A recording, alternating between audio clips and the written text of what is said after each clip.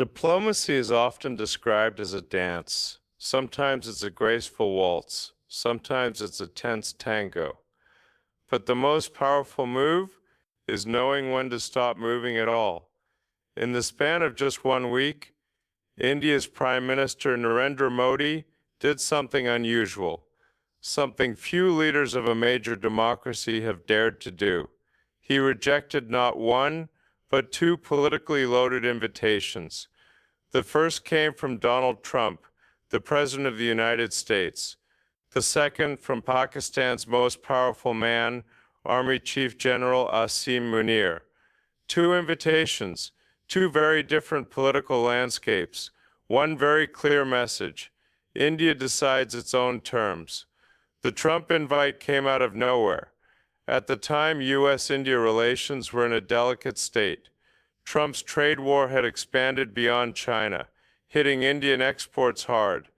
The United States had revoked India's special trade privileges under the GSP program, a policy that had benefited billions of dollars in Indian goods annually. In return, India imposed its own tariffs on American almonds, apples, and steel, products strategically chosen because they hurt politically sensitive U.S. states. Amid this tension, Trump saw an opportunity. He was facing a barrage of criticism at home for his aggressive tariff policies. A high-profile dinner with Modi could signal to the world that ties with India were still strong, a much-needed image boost before the 2020 U.S. election season heated up. So he picked up the phone.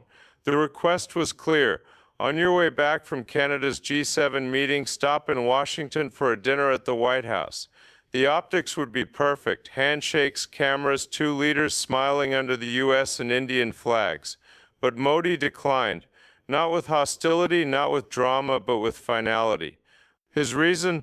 A prior commitment, a visit to Odisha to attend religious events at the sacred Jagannath temple in Puri. To an outsider, this might sound like a scheduling conflict, but in high-level diplomacy there are no accidents. Every yes and every no is deliberate. By prioritizing a temple visit over a White House dinner, Modi was sending a layered message. To his domestic audience, it underscored his identity as a leader grounded in India's cultural and spiritual roots, one who will not drop his commitments for foreign photo ops. To Washington, it was a subtle but unmistakable snub. The rejection didn't go unnoticed. A few days later, the 2 leaders had what insiders describe as a frosty 35-minute phone call. Trade disputes dominated the agenda. Tariffs, market access, stalled negotiations. But then came Kashmir. Only weeks earlier, Trump had publicly claimed that Modi personally asked him to mediate the Kashmir dispute with Pakistan. India denied it immediately and forcefully. This was not a minor disagreement. It was a matter of sovereignty.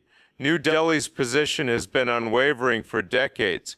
Kashmir is a bilateral issue between India and Pakistan. No third-party mediation. Trump's insistence struck a nerve in South Bloc. For Indian diplomats, this was not just inaccurate, it risked legitimizing Pakistan's narrative on the global stage. Then another piece of news surfaced, one that changed the tone entirely. Donald Trump was preparing to host Pakistan's Army Chief, General Asim Munir, at the White House. For India, the symbolism was unacceptable. The Pakistani military is widely seen in New Delhi as the architect of cross-border terrorism, responsible for attacks from Mumbai to Pulwama, rolling out the red carpet for Munir, while those wounds were still fresh, was seen as crossing a diplomatic red line.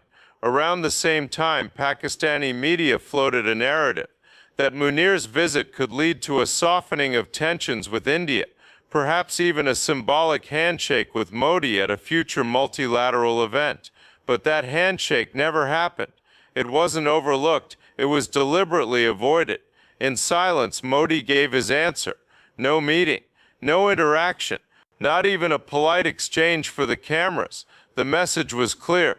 India would not grant Pakistan's military the optics of equal footing, and it would not allow Washington to play matchmaker for a photo op piece. At the same time, Trump's trade war was squeezing Indian exporters. A 25% tariff on steel, textiles, and auto parts was already in place. Negotiations failed when the U.S. demanded sweeping concessions, including opening Indian agricultural markets to U.S. products. India refused. Instead, New Delhi hinted at retaliatory tariffs, expanded trade with Russia, and doubled down on self-reliance through its Make in India initiative. To Washington, it was defiance. To India, it was sovereignty. By rejecting Trump's invitation and ignoring Munir's overtures, Modi sent two strategic messages. To Washington, India will not be a prop in U.S. domestic politics. Engagement will happen on Indian terms.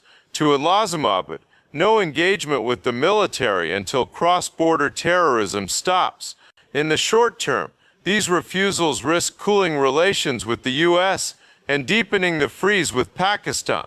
But in Modi's calculus, the long-term gain outweighs the short-term discomfort. Because in diplomacy, as in chess, sometimes the strongest move is not advancing, but holding your ground. Two invitations, two refusals, one unmistakable statement. India's sovereignty is not up for negotiation.